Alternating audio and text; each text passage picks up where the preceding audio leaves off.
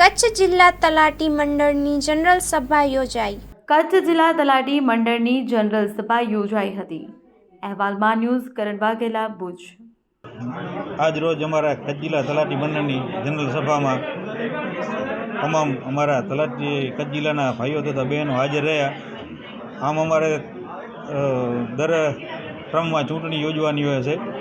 મને આ ત્રીજી ટ્રમમાં અમારા તમામ કચ્છ જિલ્લા તલાટી મંડળના હોદ્દેદારો તેમજ તાલુકા મંડળના પ્રમુખો, તલાટી ભાઈઓ બહેનો મારી પસંદગી કરી હું પ્રમુખ તરીકે છેલ્લા 3 ટ્રમથી છું.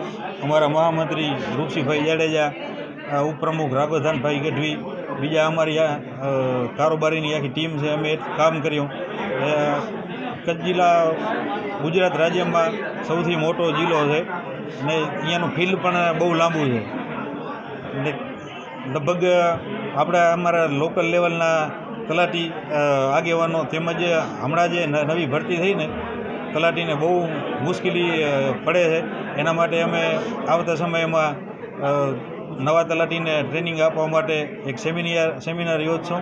તેમજ અમારા કોઈ પ્રશ્નો હશે આવતા સમયમાં જિલ્લા ફેરના હશે કે કોઈ લેડીઝને કોઈ તકલીફ હોય કે કોઈ ગ્રામ પંચાયતમાં એવા કોઈ બનાવ બનતા હોય છે, તલાટી પર હુમલા, આ તે અમારી ટીમ 3 વર્ષથી આ સક્રિય જ છે. અને હજી આવું કોઈ કાંઈ પણ અમારા મંડળમાં અમારા તલાટી ભાઈઓ બહેનોને જરૂર પડશે તો અમારી કચ્છ જિલ્લા ટીમ અમારે બધા જેટલી અમારી આગેવાનો છે ને તન મનથી બધા મહેનત જ કરે છે.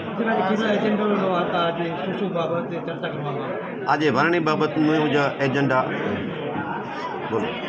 આજ રોજ જનરલ સભાથી અમારી ચૂંટણી કરવાની થતી હતી. ગત 24, 25, 26, 27 ફોર્મ ભરવાનું હતું કચ્છ જિલ્લા તલાટી મંડળનું.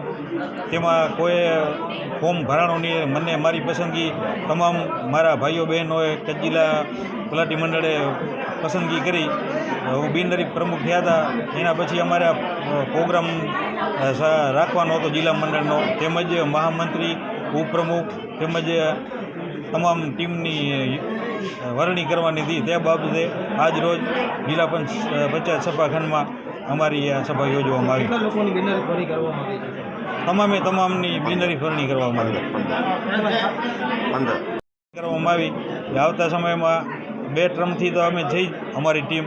ત્રીજી ટ્રમ જ્યારે અમારા પર વિશ્વાસ રાખી અમને જો પ્રમુખ પદે વરણી કરવામાં આવે તો અમારે વધારે કાંઈ કોઈને તલાટીને તકલીફ ના પડે એમના પ્રશ્નો માટે તાલુકા લેવલે ટીડીઓ લેવલનું હોય કે ડીડીઓ સાહેબ કરીને રજૂઆત કાંઈ કરવાની હોય કે જિલ્લા પંચાયતના પ્રમુખ સાહેબ કરીને કે સરકાર સુધી કાંઈ જે પણ એ અમારે રજૂઆત કરવાની થતી હશે એના પૂરા પ્રયત્ન કરશું.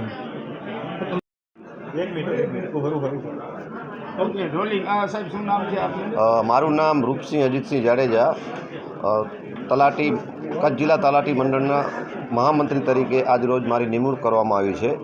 જે અનુસંધાને છેલ્લા 23/3/2025ના અમારા જિલ્લા મંડળની કારોબારી સભા યોજવામાં આવેલી હતી.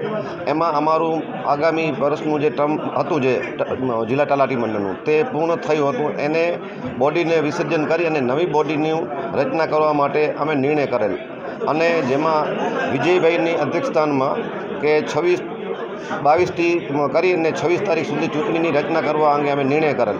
જેમાં વિજયભાઈએ પોતાનું ફોર્મ ભરેલ અને ત્યારે નિર્ણય કરવામાં આવ્યો કે વિજયભાઈને અમે બિનહરીફ દેશું. પણ જિલ્લા મંડળની એક ઠરાવ પદ્ધતિ અમારી સંગઠનની કે જે રૂપરેખા પ્રમાણે ચૂંટણી કરવાનું મતલબ એક જે પ્રાવધાન છે એ પ્રમાણે કરી અને જો કોઈ ફોર્મ ન ભરે ત્યારે બિનહરીફ જાહેર કરવા. તો વિજયભાઈએ જ્યારે ફોર્મ ભર્યું ત્યારે કોઈ પણ હરીફે મતલબ એમની સામે ફોર્મ નથી ભર્યું અને એમને બિનહરીફ જાહેર કરી અને આજ રોજ અમે આ સભાખંડની અંદર નવી કારોબારીની રચના કરવા અંગે એકત્રિત થયા છીએ.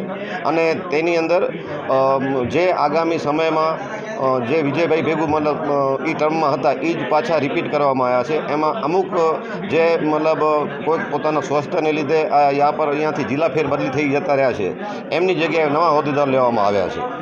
તમારી જે મહત્વની જવાબદારી આપવામાં આવી, શું તલાટીઓ માટે શું કામ કરશે?